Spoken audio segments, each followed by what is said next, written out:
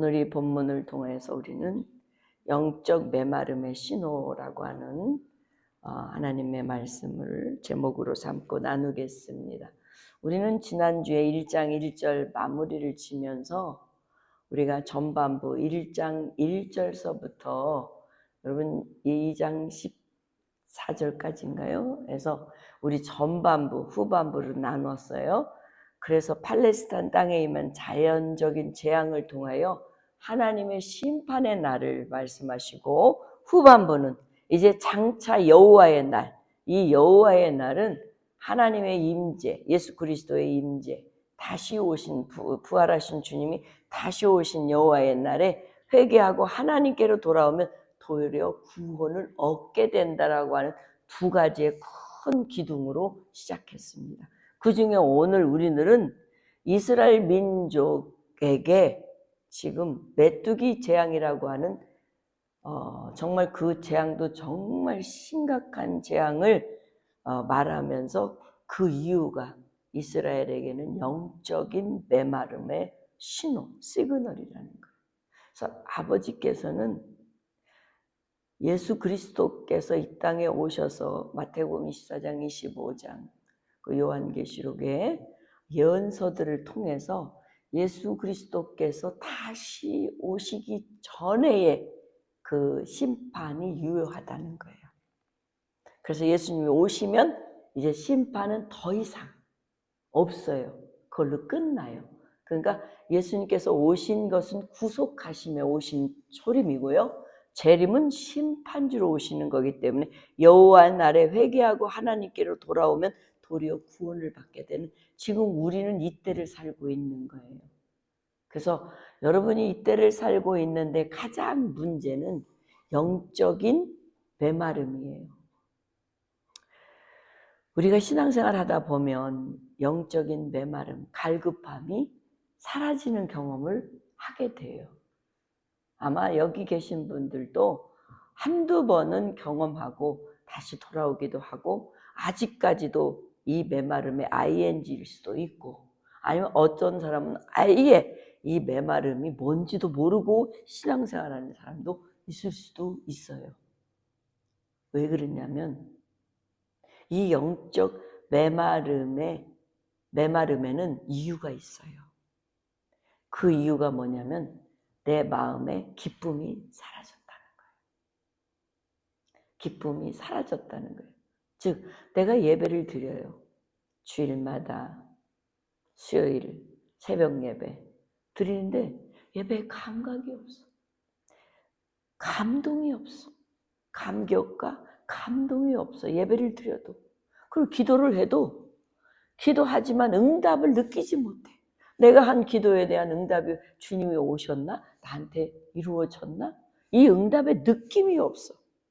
그래서 신앙생활은 이어져 가지만은 내 마음은 점점 메말라가는 경험을 하게 되는, 이런 경험을 여러분도 했을 거라는 말입니다. 그렇게 되면 예배가 감동이 아닌 의무가 되고 형식이 돼버려요. 기도하기는 하는데 기도보다 걱정이 더 앞서. 하나님을 늘 믿고 바라보지만 당면하는 문제가 오면 하나님보다는 문제에 집중해서 하나님은 보이지 않아. 말씀을 읽고 묵상을 하는데, 말씀을 읽고 묵상을 하기는 하는데 오히려 유튜브 정보에 의존하거나, 그리고 더 흥미를 가지고 있는 것이 무엇일까? 이런 쪽에 더 관심을 갖다 보니까 영적인 일보다 현실적인 정보가 더 중요하게 느껴지다 보니까 현상들, 눈에 보이는 현상들로 대체해버리는 신앙이 나도 모르게 되어가는. 그래서 목마름을 경험하게 된다. 근데 이 목마름을 경험하게 되면 참 다행이에요. 왜냐하면 내가 목마르다고 하면 마실 물을 찾게 되거든요. 근데 이 목마름조차를 모르면 물도 찾지 않게 되기 때문에 하나님을 찾지 않게 되는 거예요. 그래서 굉장히 이 영적 목마름의 신호, 이 시그널이 여러분과 나 자신에게 굉장히 중요하다는 거예요. 그래서 오늘 이 본문을 통해서 우리가 점검해야 될 부분은 영적 목마름의 신호라는 거예요. 영적으로 메말라짐의 신호. 왜 그러냐면 여러분 성경은요 그 원인을요 이렇게 보고 있거든요. 예레미야서 2장 13절에 백성이 두 가지 악을 행하였나니 곧 그들이 생수의 근원 대신 하나님을 버린 것과 스스로 자기가 웅덩이를 판 것인데 그것은 그 그물을 가두지 못한 터진 웅덩이를 파는, 그러니까 허탈감이에요. 늘 메마른 거야. 뭐 물은 들어온 것 같은데 없어. 왜? 터진 웅덩이니까. 하나님의 생수 근원이신 하나님을 버렸기 때문이라고 원인을 진단하고 있다는 거예요. 그러니까 목마름에 대한 대처, 자기 스스로 웅덩이를 파는 거. 그 결과는 어떤 거냐? 오늘 본문 12절에 그 결과를 이렇게 설명해요. 포도나무도 시들었고 무화과나무도 말랐고 석류나무와 대추나무와 사과나무와 밭의 모든 나무가 다 시들어서, 그러기 때문에 뭐가 없어요? 사람에게 즐거움도 말라버렸다. 인생의 기쁨이 사라졌다.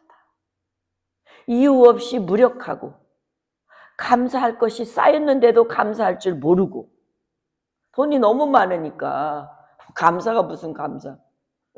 사명보다 이제 피곤함을 느껴지고, 그래서 영적 온도가 점점 내려가고 있는 의미를 말하는 것이 오늘 신호라는 거예요.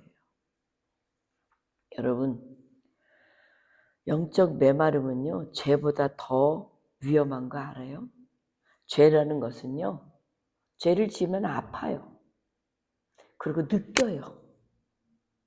그런데 아플 수 있지만 무감각, 영적으로 감각이 없다는 것은 아프지 않다는 거예요. 이게 무서운 거예요. 아프지 않다는 거예요. 그래서 예배에 영적 메마르는 자들은 예배에 감각이 없어지고 죄에 대한 둔감함 때문에 회개를 잃어버리고, 기도는 점점 하긴 하는데 형식적으로 하는데 내 스스로 기도에 감각을 잃어 감소하고 세상에 대한 과잉 집착을 갖게 돼. 그래서 기쁨이 점점 상실해서 더 이상 갈 곳이 없는 끝으로 생각하지만 그건 끝이 아니에요. 그럼 뭘까요? 하나님께로 돌아오라는 경고이자 초대입니다. 그래서 영적 메마름의 신호를 캐치할 수 있는 나와 여러분이 되어야 될 줄 믿습니다. 왜냐하면 내가 영적으로 메마르다고 하는 것은 내가 마실 물이 있기 때문에 찾을 수 있다라는 여유가 생기는 거예요.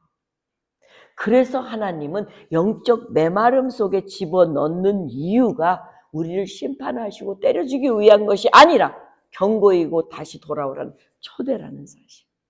이 놀라운 이 말씀을 가지고 오늘 본문을 시작하면 여러분과 나에게는 오늘 영적 메마름이 아니라 영적으로 풍성함을 누릴 뿐만 아니라 메마름도 앞으로 와도 대처할 수 있는 능력을 갖는 믿음의 사람이 될 줄 믿습니다.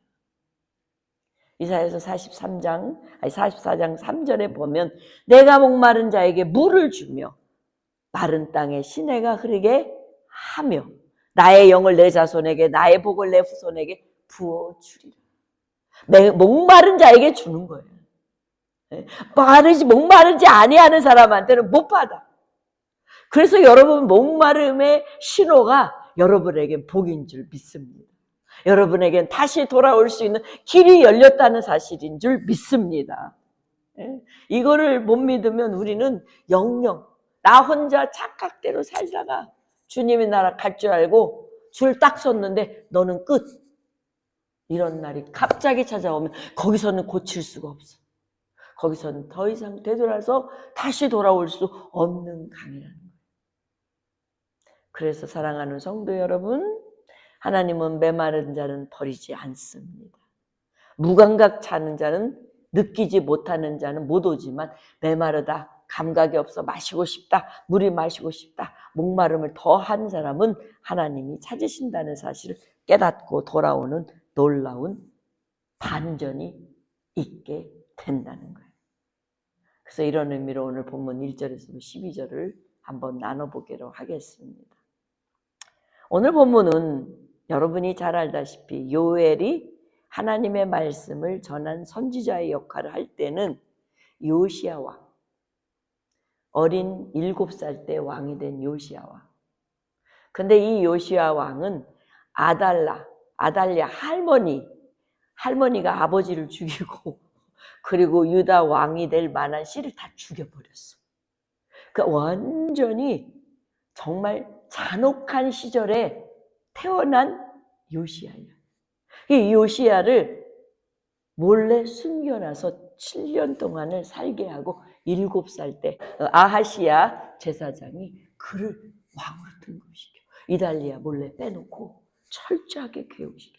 그래서 그러한 시대적인 영향 때문에 상당히 위태하고 힘든 시대야. 근데 요시야가 이 제사장이 하나님의 말씀대로 세운 왕을 통하여서 종교 개혁을 일으켜 산당 다 없애고 하나님의 법률례와 규례대로 이스라엘 백성을 새로 남유다를 새롭게 만들어.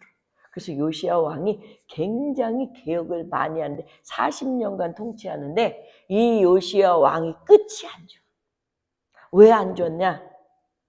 이 제사장이 죽고 난 다음에는 하나님 말씀대로 안 따르고 다시 신당은 그대로 놔뒀지만 안타깝게도. 그래서 그 시대는 정말 목마름이 무엇인지를 알려주기 위한 하나님의 선지자의 보내심이 필요했던 거예요. 그래서 요엘은 오늘 복음을 들고 그곳을 향하여 갔을 때 뭐라고 말씀하시냐. 오늘 전체 메시지를 여는 이 본문 2절 3절은 굉장히 중요한 팩트예요. 본문 봅시다. 2절 3절 늙은 자들아 너희는 이것들을 들을지어다. 이것을 들을지어다. 지금 요엘이 가지고 온 메시지를 들을지어다. 누구로부터? 하나님 아버지, 영존하신 아버지, 거룩하신 아버지, 지금도 살아서 불꽃 같은 눈으로 보고 계신 아버지께서 주신 말씀을 들을지어다. 땅의 모든 주민아 너희는 귀를 기울일지어다. 자, 여기까지 두 구절을 살펴보면 단순하게 늙은 자들만 부른 게 아니라 모든 주민들, 전 세계, 전 공동체를 부르고 있다는 거예요. 그러니까 하나님은 이스라엘을 대상으로 해서 온 인류를 향한 계속해서 제너레이션 끝까지 듣고 그 말씀대로 살기 위해 전하고자 하는 메시지라는 사실. 그 시대 당대만이 아니에요. 그래서 성경은요, 그래서 수천 년이 흘러도 변하지 않는 진리라는 사실이에요. 이 진리를 많은 사람들이 진리 아닌 것처럼 둔갑해 놓고 우리를 진리답게 믿지 못하게 하는 그것이 문제이지, 여전히 성경을 붙잡고 있는 사람은 진리를 붙잡고 가는 믿음의 사람이 될 줄 믿습니다. 그래서 우리는 말씀 외에는 그 다른 것이 진리가 없다는 사실 여러분 반드시 기억하시고, 오늘 본문에 보면 늙은 자들, 모든 주민들 귀를 기울여라. 그리고 들어라. 무엇을? 하나님의 말씀. 너희는 날에는 너희 조상들의 날에 이런 일이 있었느냐? 무엇이? 4절 이하에.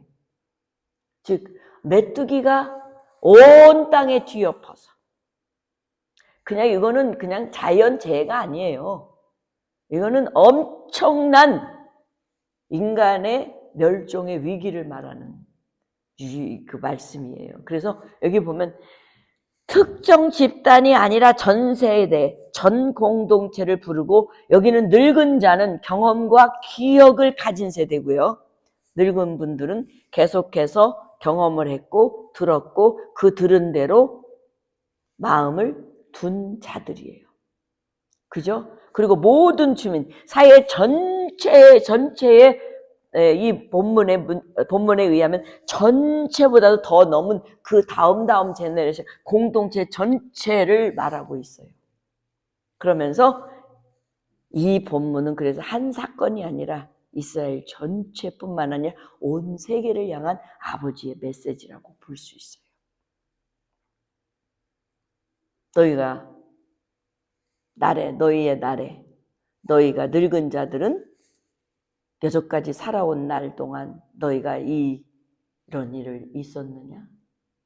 또 모든 주민아, 그리고 그 당시의 세대도 말고 그 당시에 지난 지금 1000년, 2000년이 흐른 우리들에게도 이런 일 봤냐? 이 얘기입니다. 너희 날에 너희 조상들이 날이 이런 일이 있느냐? 그러시면서 3절에 부탁을 하시길, 너희는 이 일을 너희 자손에게 말해라. 한 세대로 끝나지 않아요. 그 다음 세대 너희는 자기 자녀에게 말하고 또 그 자녀는 후세에게 말할 것이니라. 지금 이 본문은 3세대까지 얘기하고 있어요. 그러면 그 3세대가 지금 계속 이어진다면 수천 년이 흐른 지금도 여전히 이 진리는 계속해서 흘러가고 흘러왔고, 놀랍게도 이 흘러온 진리는 이루어져 가고 있다는 거예요. 그리고 완성되는 날이 반드시 있게 된다는 말씀입니다. 요엘에게 전례 없는 재앙, 기억 속에도 없는 황폐함, 정상적이지 않는 상태죠. 하나님은 이처럼 흔드실 때는 우리가 감히 무심하게 넘길 수 없도록 비정상적인 상황으로 깨닫게 하시고 지금도 그런 방법으로 일구어 가시고 있다는 사실. 이것이 예언서는 우리들에게 일깨워주는 메시지가 듬뿍 담겨 있습니다. 왜냐하면 이미 성취된 것도 있고 성취되어 가고 있기도 하고 성취될 것이기 때문에. 그래서 예언서를 하지 않으면요, 여러분이 영적 감각에 무뎌져요. 왜? 심판 얘기를 안 하거든요. 회개 얘기를 안 하거든요. 제가 지난 주일날 본문 말씀에 여러분 십자가는요, 회개 다음에 십자가예요. 회개 없으면 십자가 짓는 거 아니에요. 회개 없으면 십자가 질 수도 없어요. 그 본문의 과정 순서에 보면 회개를 하니까 십자가에 고민이 생기는 거예요. 십자가에 고민이 생기는 사람은 십자가를 아무렇게나 짓지 않습니다. 왜? 예수님도 짓는 그 십자가의 엄청 고민 속에 자기를 완전히 내려놓고 십자가를 지셨거든요. 그래서 우리도 우리 것을 완전히 내려놓고 주님의 그 십자가를 버겁게 덮어쓰고 나아가지 않으면 우리는 살 길이 없어요. 복음은 거저받았지만 거저받은 대가를 아는 사람에게만 그 복음의 진가가 있지, 거저받았다고 마구잡이로 쓰는 사람은 진가를 모르고 쓰는 사람들이에요. 그러니까 오늘날 우리 그리스도인들은 정말 기독교의 십자가 종교인 이 십자가의 엄청난 의미를 깨달으면 진짜 신앙, 진짜 여러분이 살 길이 열리고, 만약에 십자가의 의미는 그냥 여러분이 그냥 교회에서 성경 공부해서 단계별로 성경 공부해서 또는 교리별로 성경 공부해서 조직적으로 성경 공부한 것을 달달달 외워가지고는 절대 이루어질 수가 없다는 거예요. 다음 세대 자녀들에게 3대, 4대. 야, 마치 구약에서 자녀에게 말하라고 하는 이 표현은요, 하나님의 구원 사건 있죠. 출애굽 사건도 어떻게 해야 돼요?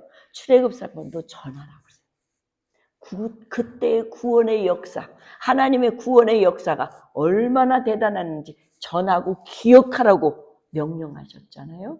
그렇듯이 지금 계속해서 명령하셨다는 사실. 하지만 여기서는 구원이 아니라 심판이야. 심판 사건을 왜 하나님을 떠난 결과는 다음 세대가 알아야 됩니까? 네? 하나님을 떠난 세대의 다음 세대가 하나님을 또 알아야 된 까닭은 그를 또 잃어버리면 여전히 그 놀라운 재앙으로 죽기 때문에. 그래서 여기 재앙이 꼭 기억해야 될 것은, 신앙은 꼭 기억해야 돼요. 기억을 잃으면 신앙이 약해져요. 여러분 말씀을 기억하지 않으면 여러분 신앙은요 말씀의 종교이기 때문에 신앙도 약해. 내가 20년 전에 먹은 음식 20년 후에도 지금도 되새김하고 있는 사람 손 들어봐. 있다면 대단한 사람이야. 그러니까 여러분 20년 전에 내 성경 공부를 했는데 여전히 그 성경 공부가 나한테 유효하게 느껴진다? No. 시대는 바뀌고 내 환경도 바뀌고 내 생각도 바뀌었기 때문에 말씀의 용량이 다시 바뀌어져야 정상인 거예요. 그래서 출애굽 사건 기억하라. 광야 은혜를 기억하라. 언약을 잊지 말고 기억하라. 이게 명령이에요. 이걸 가르쳐야 돼요. 그리고 또 재앙도 가르쳐야 돼요. 왜? 출애굽에서 하나님이 건져주셨더니 광야길을 가다가 불순종하니까 재앙을 얻었다. 이건 또 가르쳐줘야 되는 거예요. 좋은 말만 가르치는 게 아니라 바른 말을 가르쳐야 되는 거예요. 좋은 뜻을 주는 게 아니라 바른 뜻을 주는 거예요. 그게 하나님께서 우리에게 주는 메시지의 세대별로 전하라고 하는 분명한 전할 명령이라는 거예요. 그래서 세대교육은 선택이 아니야.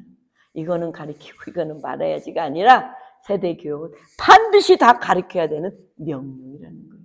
그래서 심판도 가르쳐야 되고 회복도 가르쳐야 되고 복도 가르쳐야 되고 은혜도 가르쳐야 되고 구원도 가르쳐야 되고 구원을 잃어버릴 것도 가르쳐야 되는 거예요. 모두 다 그냥 구원이다 하니까 다 구원받은 착각으로 살게 하면 나중에 그 책임은 가르치지 않는 자에게도 있고 못 배운 자에게도 있다는 사실을 에스겔은 분명히 우리에게 가르쳐주고 있습니다. 우리 자녀들도 여러분 가르치세요. 경제적인 안정, 학업을 어떻게 하면 성공할까? 이런 것보다도 세상의 경제력을 어떻게 잘 굴려서 돈 벌을까? 물론 이런 것도 다 중요해요. 근데 그것보다 먼저 전해야 할 것은 하나님을 떠났을 때에 우리의 인생의 공허함이 자살로 이어질 수 있기에 분명히 가르쳐줘야 되는 거예요. 하나님께 돌아왔을 때는 반드시 회복의 은혜가 있다는 것도 가르쳐주고 그 은혜와 역사에는 징계도 있다는 사실을 가르쳐줘야 돼요. 그래서 요엘은 오늘 분명히 1장에서 짧은 장이지만 3가지의 단어를 꼭 말하고 있습니다. 첫째는 잊지 말아라. 둘째는 말해라. 셋째는 전파하라. 전하라. 예수님께서 말씀하신 거랑 똑같죠. 응? 예수님께서 너희가 징조는 알면서 왜 하나님의 그 뜻은 모르냐. 기억하라. 말해라. 전하라. 그래서 요엘은 이 3가지로 반복해서 이루어지는데 신앙은요 절대 자동적으로 전수되지 않아요. 착각해요. 우리 아들이요 제가 목사인 걸 잘 사용해요. 잘 사용해서 자기 자리를 잘 어쩔 때 포지션을 잘 잡아. 그런데 그게 어느 날 아니라는 걸 무너질 때가 있다는 사실. 저는 그걸 꼭 지적해요. 그걸 꼭 지적합니다.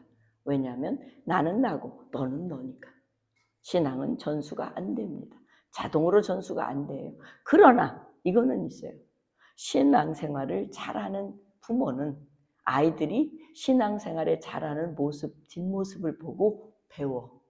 그들이 나중에 엄마가 이 세상에 없을 때, 아빠가 이 세상에 없을 때 우리 아빠, 우리 엄마는 이렇게 살았지. 나는 이렇게 살면 안 되지라고 되돌아오는 길이 있게 된다는 거예요. 그 예가 저도 그래요. 우리 엄마하고 많이 부딪히는데 나중에 세월이 지나고 내가 진짜 하나님을 구주로 영접하고 내 삶이 정말 하나님과 함께 동행하는 삶이 되겠다고 하는 그 순간부터는 우리 엄마의 신앙이 참 깊었구나. 소중한 신앙이었구나. 그렇게 사는 게 맞구나. 라는 거를 수없이 깨닫게 됐기 때문입니다. 여러분도 여러분 자식들에게 1000마디, 10,000마디 말보다 한 행동이 더 소중하다는 걸 꼭 기억하고 선한 삶으로 우리 자녀들에게 계속해서 예수 그리스도를 전하는 나와 여러분이 됩시다. 그래서 기억을 전하는 세대는 믿음을 남겨주는 거예요. 기억을 잃어버린 세대는 방향을 잃고 표류하게 만들지만 기억을 전수하는 세대는 믿음을 남기는 거예요. 그래서 오늘 본문 4절은 이래요. 여러분, 이거 다 메뚜기들이에요. 종류가 다. 파충이도 있고, 메뚜기도 있고, 느치도 있고, 황충이도 있어요. 여기에 보면 그래서 영적으로 메마른 신호가 뭐냐, 이거라는 거예요. 자, 파충이 똑같아요. 곤충이잖아요. 그 한 곤충을 4종류의 곤충으로 나누는데 여러분 여기 보면은 반복되는 황폐함이에요. 자, 여기 보세요. 파충이는 뭐라고 그러는지 아세요? 응? 가잠이라고 그래요. 가잠. 히브리 말로. 근데 이 뜻은 뭐냐? 자르다. 요놈의 거는 파충이는요, 자르는 역할을 하는 거예요. 그 양식을 잘라. 그 역할을 하는 게 요 파충이고요. 메뚜기는 아리빼예요. 아리빼라고 히브리 말인데 요거는 많은 떼들 확 몰려가지고 먹기 시작하면 무섭게 없어지는 이런 떼를 말해. 많은 떼들을 말해요. 그래서 요 메뚜기는요 그냥 혼자들 안 다녀요. 떼거지로 다녀요. 그 메뚜기고요. 그 다음에 메뚜기가 남겨. 이거 보세요. 파충이가 남긴 거 메뚜기가 먹고 메뚜기가 남긴 거 느치가 먹는데 느치는 뭘까요? 얄레크인데 얄레크라고 하는 히브리 말인데 이거는 급하게 갉아먹는 모습. 이 사람 여기 메뚜기가 남겼는데 느치가 급하게 그 나머지를 또 누가 먹을까봐 막 먹는 그런 모습. 그러한 것이 느치예요. 그래서 황충은 뭘까요? 여러분이 황충이 잘 하실이라고 해요. 히브리 말로는요. 하실인데 끝장을 내는 거예요. 이 황충은. 나머지 거 싹 다 없어지게. 야, 이 차례대로 먹었다고 생각을 여러분 머릿속에 해보세요. 남은 것이 있을까? 철저하게 파괴를 말해요. 철저하게. 그런데 이 표현은요, 이 요엘 선지자만 있는 게 아니에요. 여러분, 예레미야 15장 보면, 예레미야 15장 3절에 보면 이것도 나와요. 어디 갔지? 분명히 넣었는데.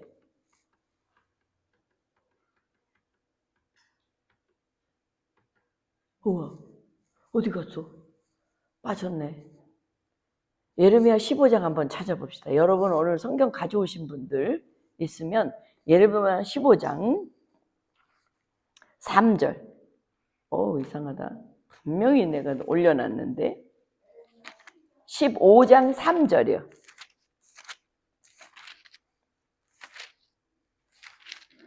자, 여호와의 말씀이니라. 내가 그들을 4가지로 벌하리니. 여기도 4가지예요.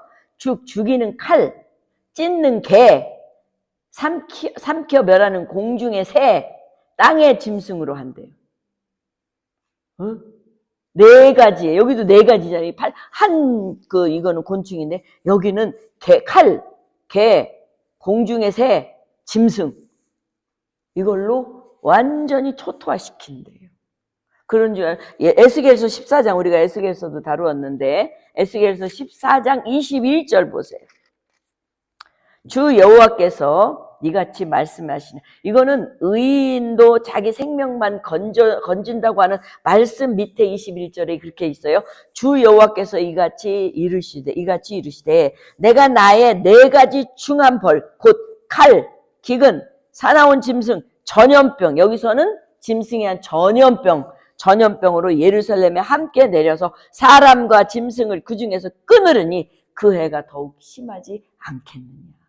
얼마나, 그러니까 수사학적인 표현으로 심판이 얼마나 심할 건지를 가르쳐 주는 거예요. 이 한 곤충이 끝장까지 먹을 게 없어. 사람에게는 먹을 게 없어요. 완전히 먹을 것이 없는 이 기근보다 더 심한 기근이 어디 있겠어요.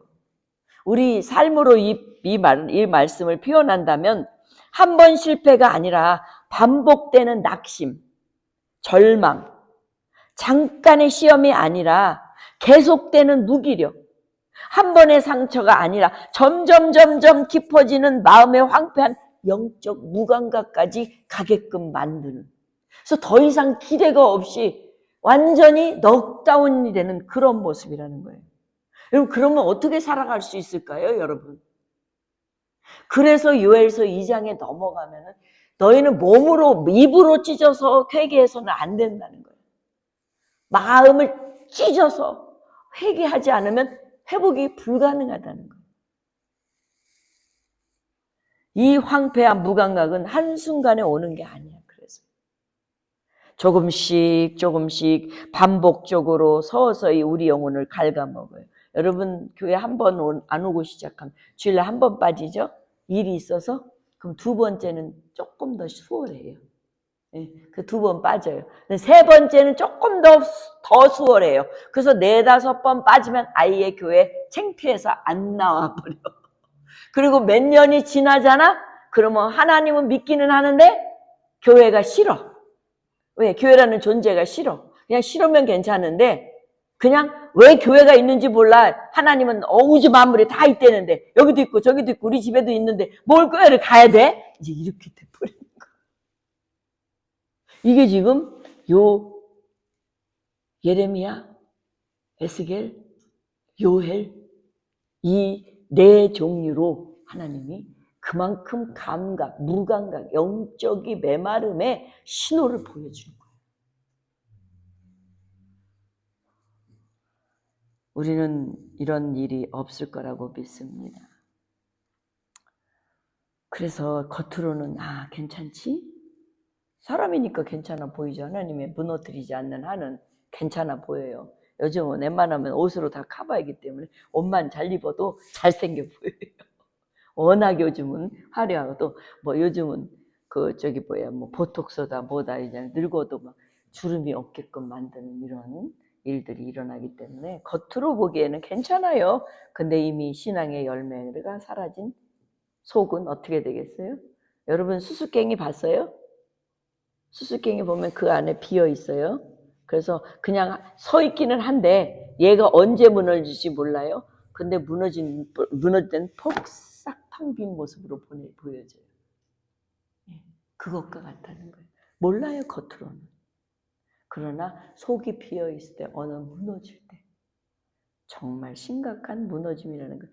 그래서 여러분 영적 메마름의 신호 첫 번째는 바로 반복되는 황폐예요. 계속 반복되는 황폐. 이거 그냥 방관하면 절대 안 된다는 거예요. 두 번째 메마름의 신호는 기쁨을 12절에 우리가 말씀을 보았듯이 이 본문 12절에 완전히 뭐예요? 여러분 사람의 기쁨이 메말라가는 기쁨이 완전히 상실. 그래서 강팍해. 여러분 예수 믿는 분들 중에 교회 와서 굉장히 기쁨이 없이 강팍한 사람 보셨죠?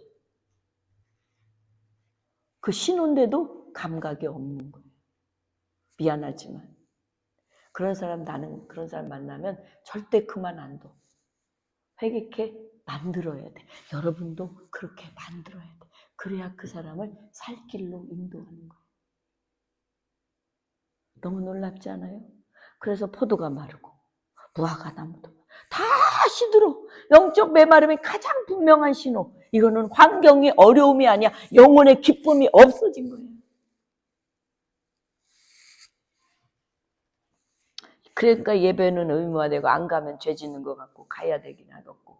그래서 억지로 자기가 끌려와 혼자 끌려와 소도 아닌데. 찬양도 습관적으로, 감사도 형식적이고 하나님을 생각해도 가슴이 뛰지 않아. 그런 현상이 바로 영적인 메마름에 기쁨이 없는 두 번째 신호입니다. 그럼 세 번째는 오늘 본문 5절, 10절, 11절 보면 알 수 있어요. 5절에 뭐냐? 취하는 자들아 너희는 깨울지어다. 포도주를 마시는 자들아 너희는 울지어다. 이는 단 포도주가 너희 입에서 끊어졌다. 단 게 없어졌어. 여러분 단 게 없으면 맛이 없어 사실.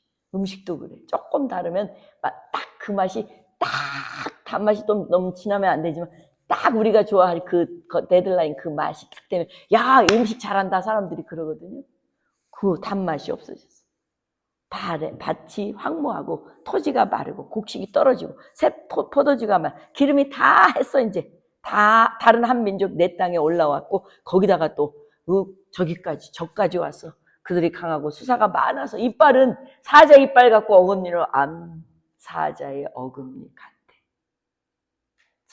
이 정도 경고음은 하나님께서 돌아오라는 경고음이에요. 사실은 여러분 지금은 이게 돌아오라는 경고음이에요. 이게 우리가 주님이 예수님이 심판주로 오시고 나면 이 말씀은 아무것도 없어요. 더 이상 의미가 없게 되는 거예요. 그러니까 우리는 지금 이 놀라운 재앙은 하나님께 돌아오라는 경고음이에요. 영적 메마름은 문제가 많아서가 아니에요. 하나님과의 관계가 약해졌기 때문에 시작된 거고 그 약해진 그 시작된 그것이 문제를 알면 문제 해결하면 돼요. 어떻게? 주님께로 돌아오면 해결돼요. 근데 주님께 들어오는데 그렇게 쉽나요? 엄청 어렵습니다. 혼자 발버둥 치고 소리 지르고 하나님 나 잘못했어요. 회개, 자복, 통회 맨날 며칠 할 때에 회복될 수 있어요. 어떤 사람이 1, 2년 갖고도 안 될 수도 있어요. 여러분 기도할 때요. 여러분 한두 달 갖고 내 기도의 제목을 해결한다. 천만에. 어떤 경우는 40년이 지났는데도 응답이 없는 것도 있어요. 어느 것은 그냥 했는데 그날 즉시 들어준 것도 있어요. 그래서 우리는 하나님께 모든 응답이 달려있기 때문에 늘 하나님과 가까이 있는 것이 더 중요한 거지 문제 해결받았다고 해결된 것이 기쁜 게 아니라는 거예요. 그래서 왜 하나님은 이런 목마름을 우리에게 허락할까? 왜 하나님은 목마름을 통해서 우리를 깨우치려고 할까? 신앙의 풍요는요, 우리를 잠들게 하지만 신앙의 결핍은요, 우리를 깨우치기 때문에 그래요. 그런 의미로 봤을 때 오늘 본문의 영적인 메마름의 신호는 영적인 황폐함은 심판이 있기 전에 돌아오라는 초대이고 초청이라는 사실을 분명하게 되어진 말씀이라는 거예요. 여러분 혹시 기도가 메말랐습니까? 예배가 감동이 없어 반복되고 있습니까? 감사보다 불평이 먼저 나오고 있습니까? 하나님보다 상황이 더 커 보입니까? 그렇다면 여러분도 약간 영적인 메마름이 왔다라고 여러분 진단하시기 바랍니다. 그럼 오늘 말씀 들어보세요. 시편 기자는 그럴 때 어떻게 했는지. 시편 51편 12절에는 이렇게 우리에게 말씀해 주셨어요. 주여, 구원의 즐거움을 내게 회복시켜 주옵소서. 자원하는 심령을 주셔서 나를 붙들어 주옵소서. 여러분의 자원이 필요합니다. 하나님은 절대 공산국가의 지도자가 아니라 하나님은 우주 만물, 여러분을 가장 사랑하시는 아버지이기 때문에 여러분의 마음을 원하십니다. 여러분의 마음, 자원하는 마음을 원하시기 때문에 시편 기자는 주일 구원의 즐거움을 내게 회복시켜 주시고 자원하는 심령을 내게 주셔서 붙들어 주세요. 이걸로 여러분이 오늘 기쁨을 회복하는 나와 여러분이 되기를 바랍니다. 또 하나는 아모스 8장 11절에 보면 아모스 선지자가 주 여호와의 말씀이라 보라 날이 이를지라 내가 기근을 땅에 보내리니 양식이 없어 주림이 아니요 물이 없어 뭐가 가람이 아니요 뭐가 없어요? 여호와의 말씀을 듣지 못한 기갈이. 여러분 하나님의 말씀을요 안 듣잖아요. 기갈 옵니다. 하나님의 말씀을 매일 먹어야 되는 이 명예 양식을 20년 전에 먹었던 양식으로 하면 기갈입니다. 말씀을 매일매일 들으세요. 여러분 먹는 거 매일매일 안 먹으면 그 다음날 아침에 일어나기 힘들어요. 그런데 우리는 영적인 양식은 안 먹어도 눈에 보이지 않고 표시가 안 나기 때문에 빈 깡통 될 때까지 두어주면 메마름이 오면 그때는 감당하기 어려울 때도 있을 거라는 거죠. 사랑하는 성도 여러분, 그래서 말씀 없는 신앙은 반드시 메마르니까 여러분 말씀을 붙잡고 사세요. 만약 기도가 줄었더라면 여러분 예레미야 29장 11절에 여러분 이렇게 기도하세요. 너희가 온 마음으로 나를 구하면 나를 찾을 것이요 나를 만나리라. 여러분 온 마음을 하나님 앞에 드려보세요. 온 마음으로 기도해보세요. 단 5분이라도 그렇게 기도하면 하나님 여러분 만나주십니다. 뭐 시간이 중요한 게 아니에요. 이런 게 중요한 게 아니에요. 내가 얼마만큼 하나님께 집중하고 내 마음을 온 마음을 드리느냐 여기에 따라서 여러분 응답이 오고 응답이 멈출 수도 있다는 거예요. 그 기쁨 회복시키십시오. 기도의 기쁨 회복시키고 예배의 기쁨 회복시키고 말씀의 기쁨을 회복시켜 주세요. 저는 이 성경을 읽으면 앞뒤 문맥이 쫙 껴지니까 어쩔 때는 막 빠져요. 그래서 어쩔 때는 잠을 못 잘 수도 있어요. 그 다음날 새벽 예배가 있기 때문에 역부러 자는 거예요. 사랑하는 성도 여러분, 하나님의 말씀은요, 여러분의 심령을 깨끗하게 해주고 즐겁게 해주고 기쁘게 만들어요. 힘들지 않게 만들어요. 그래서 하루에 5분이라도 문제 해결보다 시작을 하는 게 좋아요. 기도를 시작하는 게. 중요한 것은 히브리 기자는 히브리서 3장 13절에 이렇게 말했어요. 오직 오늘이라 일컫는 동안에 내일 피차 권면하고 너희 중에 누구든지 죄의 유혹에서 완고하게 되지 않도록 뭐 하라고요? 하라. 여러분 죄에 완고하게 되잖아요. 회개도 안 되고요. 하나님의 말씀도 안 들어올 뿐만 아니라 교회를 핍박하게 되고 하는 일마다 정죄하게 돼요. 죄의 유혹에 완고하지 않도록 피차 권면하고 서로 사랑하고 아껴주는 마음이 절대적으로 영적인 메마름의 신호에서 벗어나는 길이라는 사실 주의 이름으로 알기를 축복합니다. 마지막으로 이걸 점검하세요. 여러분 요한계시록에 보면 2장 4절 5절에 하나님께서 뭐라 그러세요? 너희에게 책망할 게 있는데 뭐 책망한다고요? 처음 사랑을 잃어버렸다. 그래서 너희가 어디서 떨어졌는지 생각하고 회개하여 처음 행위를 가지라. 만일 그리하지 아니하면 회개하지 아니하면 어떻게 한다고요? 하나님이 구원의 촛대를 옮긴다고 했어요. 누가 한 번 받으면 영원 구원이라고 그래요. 그죠? 분명히 회개하여 처음 행위를 가지라. 만일 그리하지 아니하면 회개하지 아니하면 내가 내게 가서 내 촛대를 그 자리에서 옮기리라. 구원을 누가 주세요? 하나님이 주세요. 구원은 하나님이 주시기 때문에 여러분 구원받았습니다 라고 선포할 수 있는 것도 목사가 아니고요. 여러분 구원받기 위해 하나님 앞에 충성하고 하나님의 마음에 들게 회개하고 하나님의 뜻을 따르는 나와 여러분이 되실 때에 영적 메마름에서 영적 풍성함으로 바뀌는 주님의 사람이 될 줄 믿습니다. 이것은 내 대대에 끝나는 게 아니라 다음 세대, 그 다음 세대 계속 흘러가야 되는 영적 흐름인 줄 믿습니다. 기도하겠습니다.